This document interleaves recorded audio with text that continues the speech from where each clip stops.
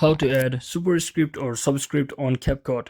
So hello guys, welcome back to my YouTube channel. In this quick tutorial I'll be showing you how you can easily add subscript or superscript on CapCut. So first thing, just head over to your text section from the navigation bar right at the above section, and once you drag and drop it, you can basically tap on the any of the text you can. So for now I'll simply enable or just drag and drop two different text over here, which will help me create a multiple text. And for now, let me just quickly edit my text over here. So I'll simply tap on this text from the CapCut below and simply edit it just like this, and I will change it to number exactly what I want so that I can reposition it just like this. So to make a superscript, I will simply put one number above like this over here, so it will make it a superscript. Now I will simply click on Control and just drag and drop or just enlarge both of the elements inside the box simultaneously, or I can also just press or highlight both of these options and just right click and group the elements just like this, so that I can easily increase it